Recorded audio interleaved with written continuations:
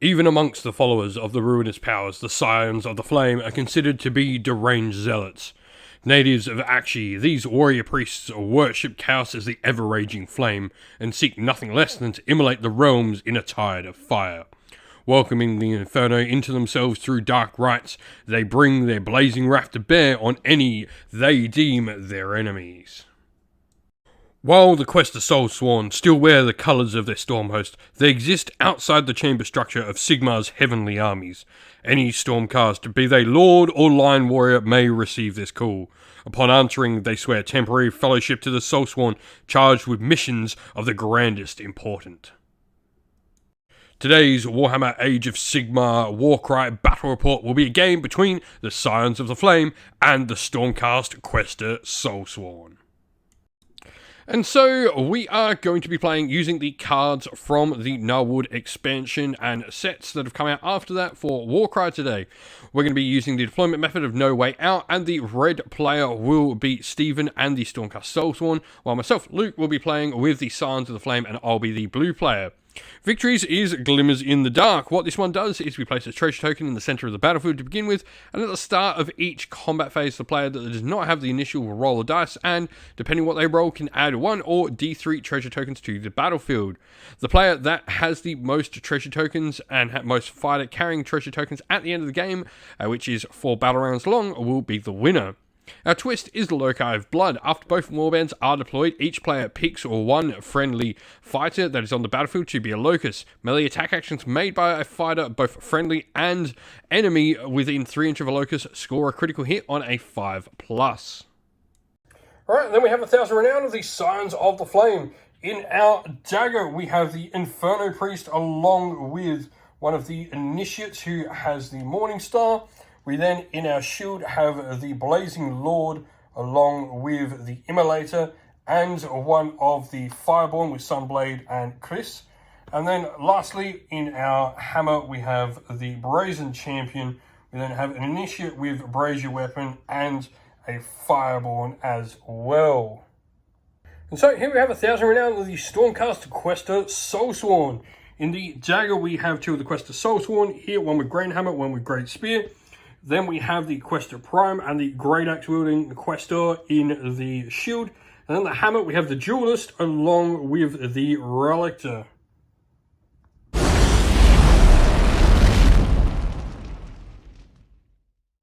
Today's video is brought to you by Gap Games, a fantastic retailer in Australia for a variety of different miniature war games. If you'd like to help support the channel, we have an affiliate link where by clicking on and purchasing, you'll help support the channel, but you'll also help support Gap Games, which is a fantastic servant to the community. So, forces are deployed. We have our hammers and shields on the table. Shields are on the opposite ends. Hammers are on the opposite flanks, and the daggers will be coming on the core middle of the board. We've got the treasure token placed for the beginning of the scenario, so priority for turn 1. This is for the Scions. We got a double 1. Oh, who's your locust? And priority for the Stormcast, you've got a 222 double 5. And so we do have to pick a locust in this.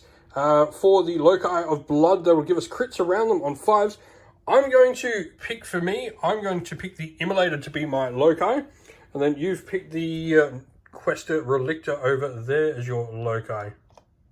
And so first activation will just be the Fireborn with Sunblade and Chris, moving up with a double move.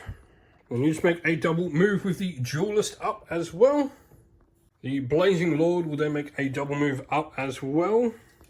The Relictor then moves up with a double move as well, so just a bunch of opening moves. We'll make a double move with the Brazen Champion next. Questor Prime just makes a move up as well. Fireborn has made a double move and jumped the fence as well. And then we move up with that Questor, so I've got the rest of mine, which is just going to be some more moves. And so after all these final moves, this is what the table looks like.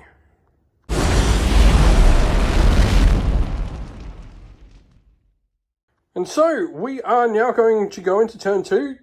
Stephen, you can have the pleasure of rolling the dice on a 1 or 2. we will get some dice. So we now go for initiative for turn 2. That'll be a double 5, double 3, so 2 doubles for the Scions of the Flame. For the Questor Soulsworn, it'll be double 1s, double 4s. So I've made a double 2 and a triple 3 there. You've kept both your wild dice, so this means you will get the priority. So you now get to roll. So on a 1, 2, or 6, we will place 3. There will be no extra objective on the table. And so with a double move, the duelist now comes into the center and will take the objective, or the treasure token. So after that, I'm just going to move the immolator up like so, and that'll be that. Alright, so we then go with the Blazing Lord. Now, because he's in range of the Locust, he's going to be critting on 5s, but he's also going to use a triple for Ignited Fervor. What this does is put a 3-inch aura around him as well for +1 attack. So we're going to need 4s with the Blazing Lord with our attack, but we are critting on 5s. Well, we only just get the single crit, but that will be 6 damage. Alright, so you're activating the Questor Prime. First of all, spending a double for Thunderous Stride, so you can give a free move to someone within 6 inch of him, which is going to be the Questor with the Great Axe. So you get a 4-inch move there, pretty much right behind that Relictor. And then he gets his normal moves and actions as well. So then the Questor Prime just makes a double move through there.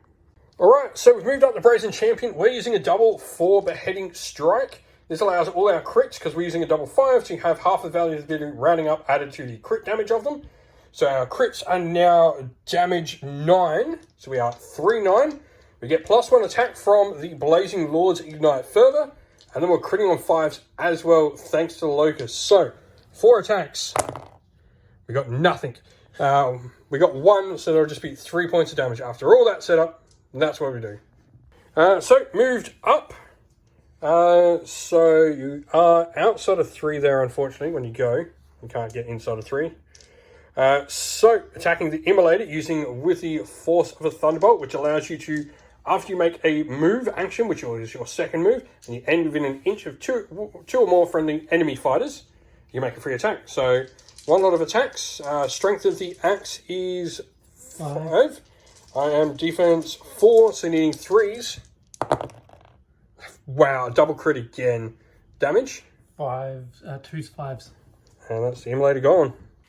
So, moving up the Sunblade and Chris there. So we're going to need 5, so we do have 5 attacks. So we just get the crit, which will be 5 points of damage. You should double move with your Great Spear. So the fireball moves up. We're going to attack your Questor Prime. We're using a double for Fiery Might, giving us a +1 boost to our strength, which will take us to strength 5. So now we have 5 attacks at strength 5. We need 4s now.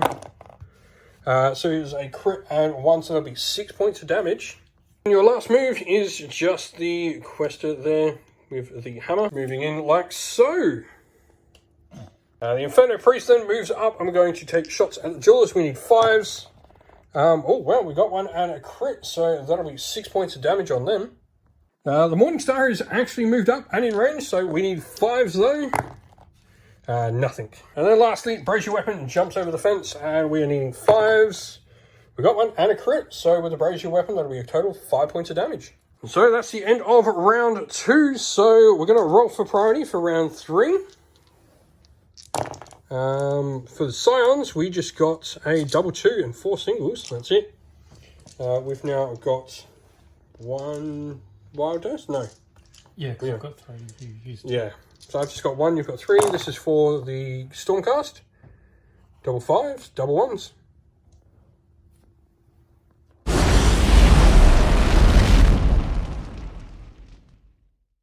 Today's video is brought to you by Baron of Dice, a premium wargaming dice that make your table come alive. Now, if you're looking for some great dice to suit an army you play on the tabletop in a variety of different games, go to Baron of Dice and check out their website. You can also use our discount code down in the video's description, which will help support the channel, but also nab you a cheap little discount.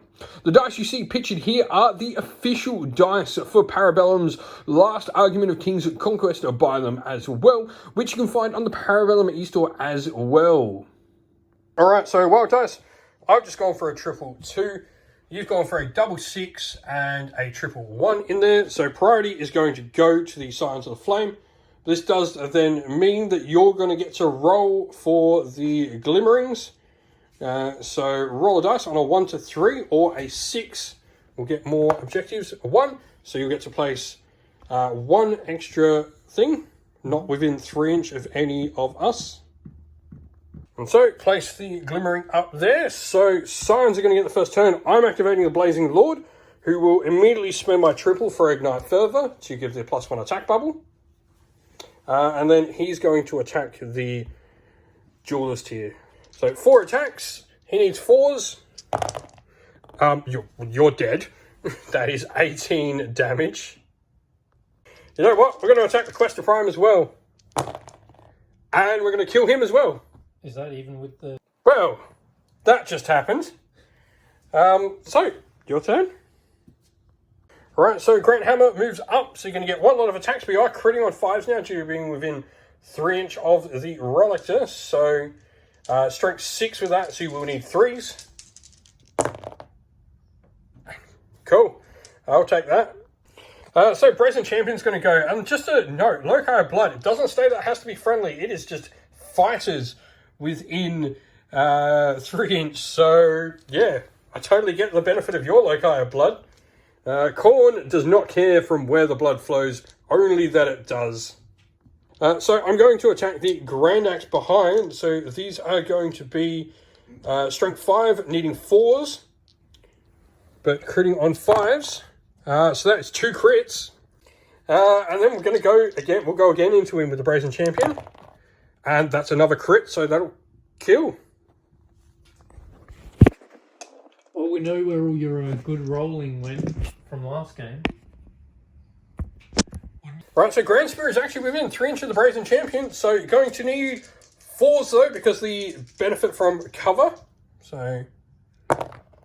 Wow, okay, well, crits are just coming out the wazoo at the moment. So it's 12 out of 20 wounds done. Go again. It's another crit and a hit, so that's 5, 6, 7. Yep. That is leaving me on a wound. And so, the Sunblade and Chris, I'm within an inch, so we're going to go into the Grand Spear. 5 attacks, needing 5s. Got nothing on those, and again, got 1 in a crit, so that'll be a grand total of 7 damage. Alright, so the Relictor is actually going to shoot at the Blazing Lord. You just need to get a hit through to kill the Blazing Lord. You don't, so you've got to go with your second attack. Roll that again, please. What is the strength of it? No, that'll fail to do anything. If you watched the game from the previous week, you'll realise that Stephen is now rolling like me. So Morningstar is going to attack. We need 5s, because we're within 3. So we've got the crit. And then we'll go again because it's not going to be enough to take him out. And we've got 2 more crits. So we've got 3 crits altogether with the Morningstar, which will be 12 damage in total. So the Fireball moves up. I'm now in range of the Locust and my dude. So I need 5s and they'll be crits. I got nothing with him, so lucky there.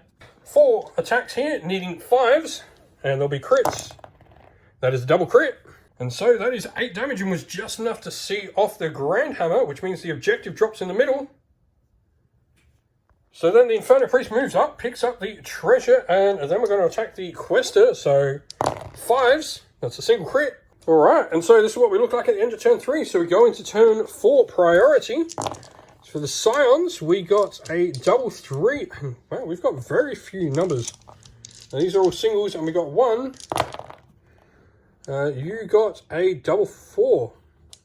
So both got 4 singles. Alright, so it turns out it's now going to be a roll-off for priority. So we'll see who gets it. I got a 3. You got a 5. So you're going to get priority, which means I get to roll a 1, 2, 3, 4, or 6. Anything but a 5. I want a 5. A 1. So there's going to be 1 objective placed.